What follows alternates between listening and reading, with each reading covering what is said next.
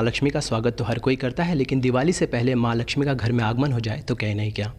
हमारे साथ है अचिन और सार्थक, जिनके घर माँ लक्ष्मी स्वयं पधारी हैं। 7 करोड़ रुपए जीते हैं KBC8 में। सबसे पहले बहुत बहुत मुबारक। Thank you. और आप भी थैंक यू सो मच। क्या कहेंगे, कितनी खुशियाँ हैं आपको? नहीं, खुशियाँ तो बहुत ज़्यादा हैं, अभी तक हम बिलीव ही नहीं कर पाए हैं। अनबिलीवेबल सा, सरियल सा एक्सपीरियंस है। आप बिल्कुल एक्सपेक्ट नहीं करते, ऐसे लगता है कि अनथिंकेबल हमने कंकर कर लिया है। सोच के बिल्कुल भी नहीं आए थे कि हम इतने पैसे जीत जाएंगे। हमने सोचा था कि मैक्सिमम हम 25 लाख तक जीत पाएंगे। वो भी इसलिए सोचा था कि पहले जो 5-6 क्वेश्चंस होते हैं वो आसान होते हैं, उसके बाद आपके पास 4 लाइफलाइंस थी और मैं इतने सालों से कोशिश कर रहा था इसमें आने की, तो हमने बस यही सोचा था कि 10 क्वेश्चंस का आंसर हम दे देंगे। तो दिवाली से पहले जो दिवाली आई है उस पर कहेंगे सर आप, इस दिवाली के बारे में? ये हमारी ज़िंदगी की शायद सबसे सुनहरी दिवाली होने वाली है जी। और और बहुत खुश हूँ। पूरी फैमिली बहुत खुश है और जैसे लोगों का रिस्पॉन्स आया है, बहुत ही ज़्यादा खुश हूँ। ओके, आप लोगों की इस खुशी के मौके पे हम भी कुछ लेकर आए हैं आपके लिए। ये मुंह मीठा कर दें तो मीठी मीठी बातें हो जाएंगी।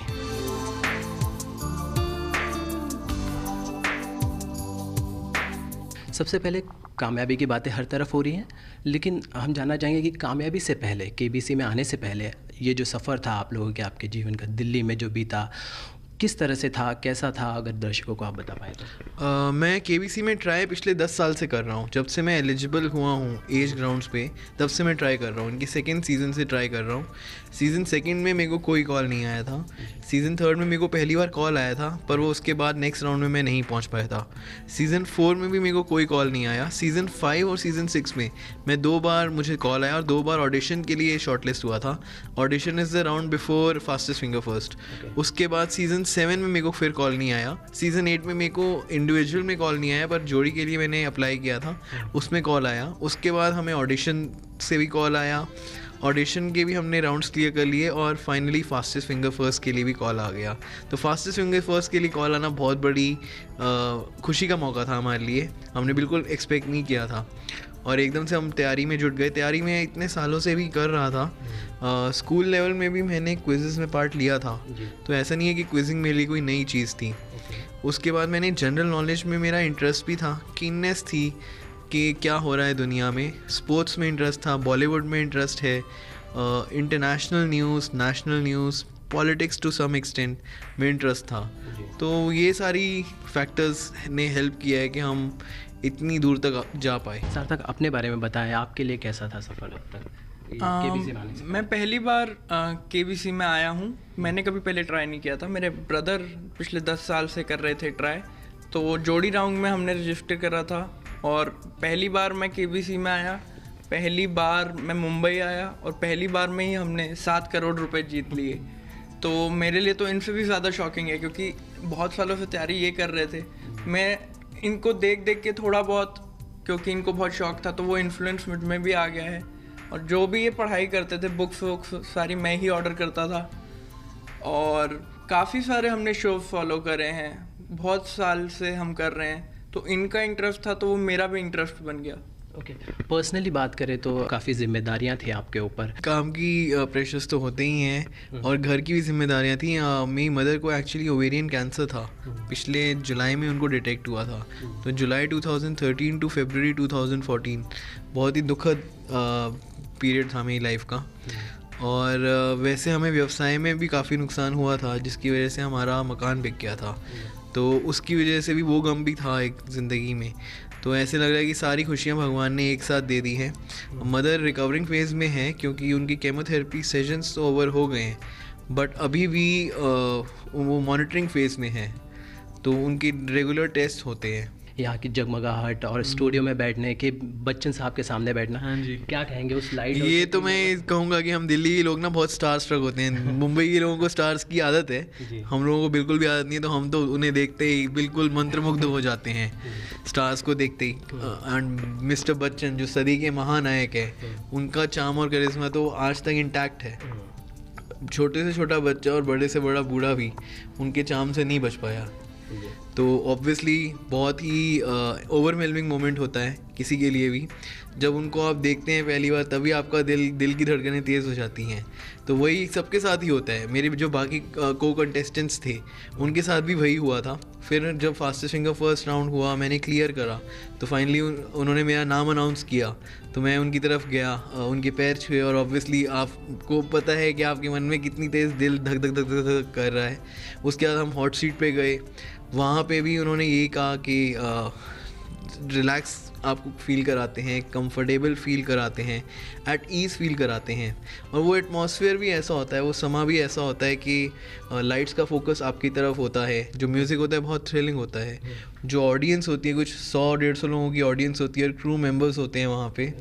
और उसके बाद कॉन्शियसली आपको पता होता है कि आप नेशनल टेलीविज़न पे है, तो उससे कोई भी बंदा हो, और मैं ये मान ही नहीं सकता कि कोई जन कहे कि वो नर्वस नहीं होता। उस टाइम पे हर कोई नर्वस होता है। इनफैक्ट बड़े बड़े सेलिब्रिटीज़ भी नर्वस होते होंगे क्योंकि ज्ञान का खेल है। प्रेजेंस भी बहुत इंटिमिडेटिंग है। यहाँ पे आपको दिमाग भी लगाना है, दिमाग के अलावा, ज्ञान के अलावा आपके पास कुछ भी नहीं है प्रूव करने के लिए।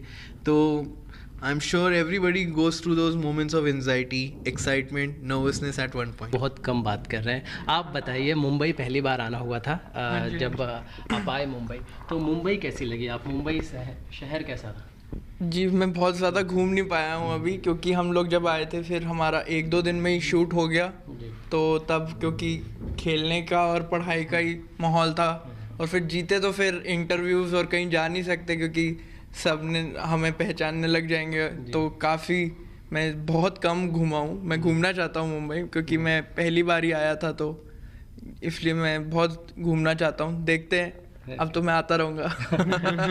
बिल्कुल, मुंबई भी वैसे ही आपका स्वागत करेगी। बात करें सवालों की, जो सवाल आपके सामने आए, किस तरह से खेले? आपको लगा था कि जिस तरह के सवाल आ रहे हैं जीत पाएंगे? सवालों को ना मैं बहुत रिसर्च करके आया था कि किन किन टॉपिक्स में हमें प्रिपेयर करना चाहिए, क्योंकि मैंने show over the years follow करा है, तो थोड़ा बहुत हमें आइडिया होता है कि इस तरह के सवाल आते हैं। और स्ट्रैटेजीज़ भी हम डेवलप करके आए थे कि जो रॉन्ग ऑप्शंस हैं अगर हम उनको एलिमिनेट करें तो राइट आंसर्स की तरफ हम रीच कर पाएंगे।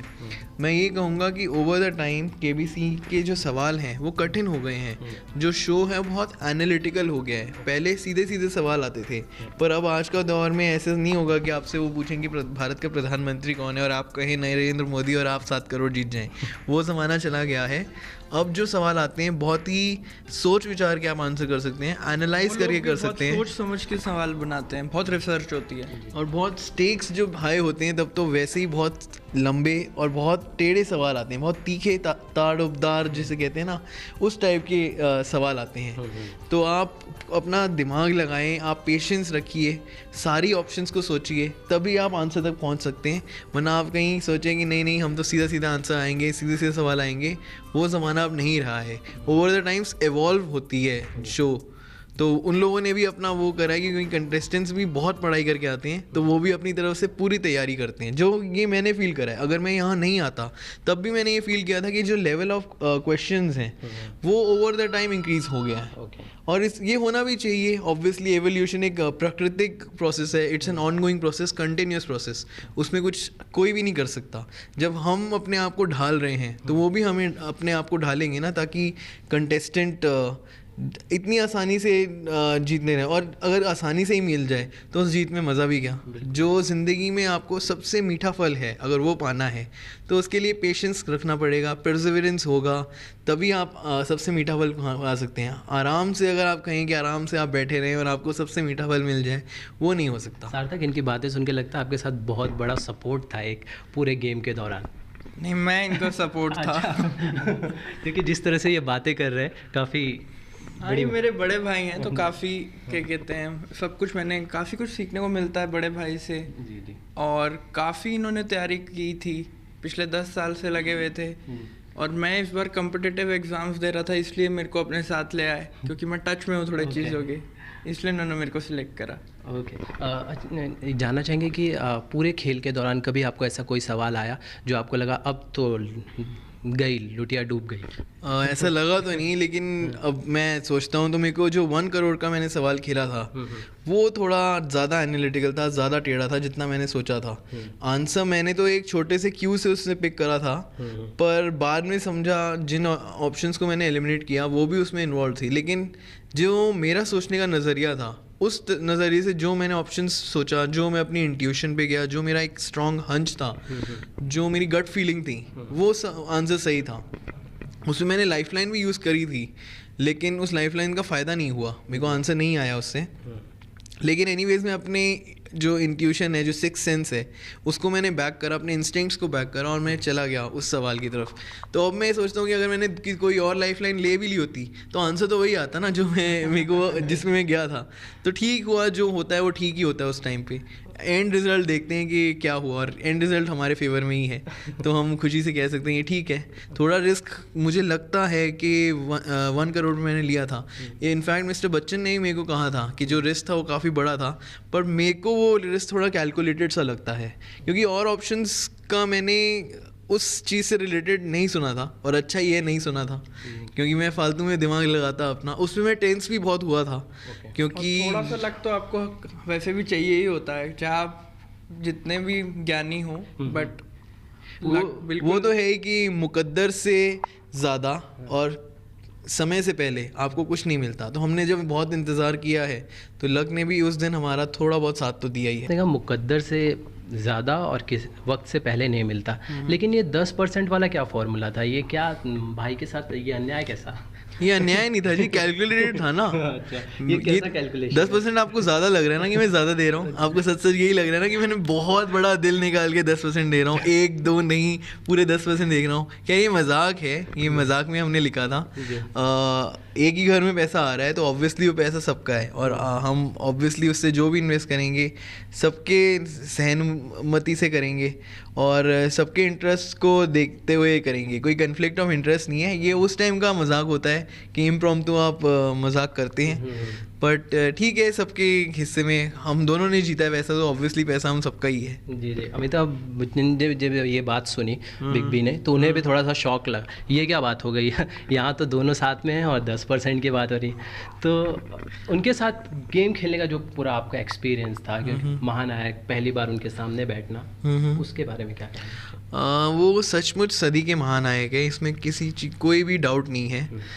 मैं ये कहूँगा बहुत काइंड है वो, बहुत बेनेवलेंट है, आपको एट ईज़ फील कराते हैं। वो भी समझते हैं कि कंटेस्टेंट नर्वस हो रहा है, तो आपको यही कहेंगे कि आप कंफर्टेबल रहिए, आप रिलैक्स रहिए, आप सिर्फ सवालों पे फोकस करिए, आप बाकी सब चीज़ों को भूल जाइए। वो आपको यही फील कराते हैं कि मैं भी आप जैसा ही हूँ, हालांकि वो हम जैसे नहीं हैं। हम जानते हैं कि वो बहुत ही बड़े हस्ती हैं, बहुत महान हस्ती हैं, और शायद जो वो कर चुके हैं और कोई नहीं कर पाएगा। लेकिन शायद वो इसलिए वहीं तक हैं, वहाँ पे हैं, क्योंकि बहुत हम्बल हैं, बहुत पंचुअल हैं टाइम के। जिस टाइम एलोकेटेड होता है उस पर ही पहुँचते हैं। ये तो उनकी खूबियाँ हर कोई जानता है, तो अगर मैं उनकी खूबियाँ गिनाने लगूंगा तो शायद ये इंटरव्यू ख़त्म हो जाएगा। बट बहुत स्पोर्टिंग है, क्योंकि मैंने उन्हें एक डायलॉग कहा था बोलने के लिए, और वो डायलॉग उन्होंने मेरे बाद बोला था। तो ये मेरे लिए अपने आप में एक बड़ी उपलब्धि है कि मैंने उन्हें कुछ कहा और उन्होंने उसके बाद मान गए वो थोड़ा मनाने पे वो डायलॉग बोलने के लिए। चिन, आप तो सचमुच बिग बी के बड़े फ़ैन हैं। इस पूरे दौरान आपको लगा उनका कोई ऐसा अंदाज़ जो आपने मतलब सुना, तो आपने बहुत सारे रूप सुने होंगे, ऐसा कुछ अलग जो आपको दिखा हो? बहुत मजाक करते हैं वो, कंटेस्टेंट को बहुत कंफर्टेबल जो फील कराते हैं, और मजाकियाँ बहुत हैं, अलग अलग वन लाइनर्स के साथ वो आते हैं और आपका मन लुभाते हैं। ये आपने देखा है, और उनके सामने आप ना थोड़ा नर्वस फील करते हैं, लेकिन वो आपको जिस तरीके से हंसा कर मजाक करके एट ईज़ फील कराते हैं ना, वो अलग चीज़ है उनमें, कि आपके साथ वो घुल मिल जाएंगे। आपको ये लगेगा ही नहीं कि वो कोई अलग हैं, आपको लगेगा आप जैसे ही हैं। हालांकि आप जानते हैं कि आप उनके समक्ष कुछ भी नहीं हैं, लेकिन फिर भी वो मैं कहना चाहूँगा कि वो वन टेक एक्टर हैं। हाँ जी। केबीसी में वैसे भी मतलब जो कंटेस्टेंट्स हैं उनकी तो टेक्स नहीं होती, बट बच्चन साहब भी एक ही टेक में 99% एक ही टेक में सारा कुछ हो जाता है। बहुत बहुत स्वागत आप सभी का एक बार फिर। देवियों और सज्जनों, अचिन और सार्थक मेरे सामने विराजमान हैं। ब्रेक पे जाने से पहले 3 करोड़ रुपए इन्होंने जीत लिए थे, और अब आने वाला है आखिरी और अंतिम प्रश्न, 14वां प्रश्न। यहां तक तो हम कभी गए ही नहीं। आपको मैं बता दूं, कभी भी ऐसा अवसर नहीं आया कि मैं कहूं कि अगला प्रश्न 7 करोड़ रुपए का है। तो 10 साल से मैं भी ट्राई कर रहा हूँ। अचिन, सार्थक, क्या बताया हम, अद्भुत खेल है ये। कहते हुए बड़ा अजीब सा लग रहा है मुझे, लेकिन 14वां प्रश्न जो है वो आ रहा है आपके सामने। इसका मूल्य है 7 करोड़ रुपए। ओह, इनक्रेडिबल। एक लाइफलाइन अभी भी बची है आपके पास। प्लीज अचिन, सार्थक, हाथ जोड़ के आपसे प्रार्थना है, खोइएगा मत इस 3 करोड़ रुपए को, प्लीज। बहुत ही ध्यान से खेलिएगा। आप लोगों से जानना चाहेंगे कि फाइनली कि 7 करोड़ रुपए जीतने के बाद आप लोगों के प्लान भी बदल गए होंगे, नए प्लान्स आ गए होंगे माइंड में, तो किस तरह से आप आने वाला वक्त देखते हैं और क्या प्लान्स हैं आप लोगों के?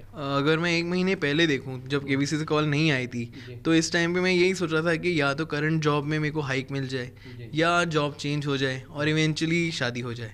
तो यही एक 28 साल का लड़का यही सोच रहा होता है कि इस टाइम कि कुछ ऐसा हो और eventually you want to settle down.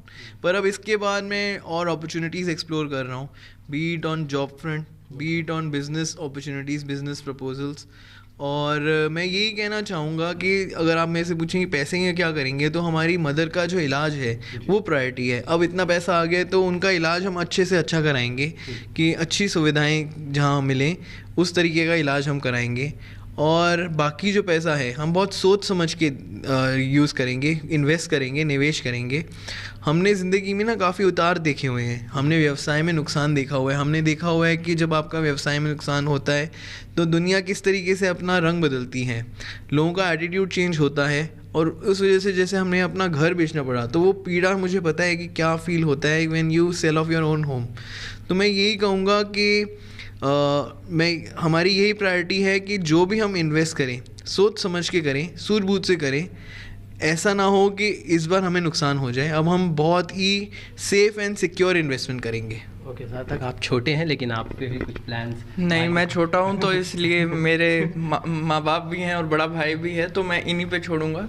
ये लोग मेरे से बहुत ज़्यादा एक्सपीरियंस होते हैं, तो ये जहाँ पैसा लगाएंगे मुझे पूरा भरोसा है कि बिल्कुल सही जगह लगाएंगे। अच्छा, मुंबई में है फिलहाल, क्या प्लान्स है मुंबई में अभी कुछ दिन? हाँ, मेरा मुंबई थोड़ा बहुत देखने का मन है। पहले मैं मुंबई आया हूँ, मैंने बैंड स्टैंड देखा हुआ है, सिद्धिविनायक मंदिर देखा हुआ है, गेटवे ऑफ इंडिया देखा हुआ है। बाकी अब मैं और जगह एक्सप्लोर करना चाहता हूँ मुंबई की, पर जहाँ पे मैं मीडिया की नज़रों में ना आऊँ, क्योंकि कहीं ऐसा ना हो कि मैं कहीं पे भी जाऊँ और मीडिया आए। और बस नॉर्मल आराम से मैं घूमना चाहता हूँ मुंबई। मीडिया तो आपको पॉपुलर बना देता है, लोग जानने लगते हैं। नहीं, वो तो मैं मानता हूँ कि मीडिया से बना के रखनी चाहिए। मीडिया कैन मेक यू और break you, it is in the hands of media. तो मीडिया से तो बना के रखनी चाहिए जी। बड़े बड़े लोग डरते हैं, हम तो बहुत छोटे हैं यहाँ। सार्थक, आप बताएं क्या प्लान है मुंबई में? मुंबई में तो पहली बार आया हूँ, मैं पूरा मुंबई घूमना चाहता हूँ। तो इंटरव्यूज़ जैसे ही ख़त्म होते हैं, मेरा पूरा प्लान है कि मुझे मरीन ड्राइव जाना है। मैं सिर्फ एक ही जगह जा पाया हूँ अभी तक, सिद्धिविनायक। तो मरीन ड्राइव जाना है, बैंक स्टैंड जाना है और बहुत सारी पॉपुलर चीज़ें, मालाबार कोस्ट है शायद, और जूहू बीच, जुहू चौपाटी। तो काफ़ी सारी चीज़ें अभी एक्सप्लोर करनी है। ओके, फाइनली आप लोग पहले ऐसी जोड़ी है जिन्होंने 7 करोड़ रुपए जीते हैं। तो आने वाले जो कंटेस्टेंट्स हैं जो केबीसी में, उन्हें क्या कहना चाहेंगे और किस तरह से? उनको मैं यही कहना चाहूँगा कि जिस तरीके से लगातार मैं लगा रहा था, निरंतर मैंने कोशिशों में था और मैंने हार नहीं मानी थी। मैं इतने साल से ट्राई कर रहा था और अगर इस बार कॉल नहीं आती तब भी मैं ट्राई कर रहा था। इनकी जो टीम है केबीसी की, जो ऑडिशन का सेपरेट टीम है, वो भी मेरा फेस पहचानती थी। वो भी देखते थे कि मैं बार बार आ रहा हूँ और वो भी मेरे को कहते थे तू फिर आ गया। और मैं कहता था जब तक आप मेरे को आगे नहीं भेजोगे मैं आता रहूँगा। और फाइनली मेरे को कॉल आई तो मैं बहुत खुश भी हुआ। तो मैं यही कहूँगा कि अपनी कोशिश से ना हटिए नहीं। कोशिश करने वालों की कभी हार नहीं होती। आप करते रहिए कोशिश, आपका भी वक्त आएगा, हमारा आया है तो सबका आएगा। यही कहूँगा कि अगर आपने ज़िंदगी में सबसे मीठा फल खाना है तो उसके लिए मेहनत तो करेगी, लेकिन पेशेंस भी रखना पड़ता है और परसिवरेंस में भी आपको विश्वास करना चाहिए। With patience and perseverance finally it pays of. मैं खुद पहली बार आया हूँ तो मैं कुछ 7 करोड़ जीते हैं आप। देखिए मैं इनके साथ आया था और इनको काफ़ी नॉलेज थी, तो इसलिए मैं 7 करोड़, मैं इतना बड़ा अभी नहीं हुआ हूँ। मैं खुद एक लर्निंग स्टेज पे हूँ। मैं बस यही कहूँगा कि हार्ड वर्क का कोई सब्स्टिट्यूट नहीं है। तो उम्मीद करें कि जिस तरह से आप लोग ये जीते और आज जितनी मुश्किलों और जिस तरह से आपने सवालों का जवाब दिया, यूं ही आप अपनी ज़िंदगी में आगे बढ़ते रहें। हाँ जी, thank you thank you so much.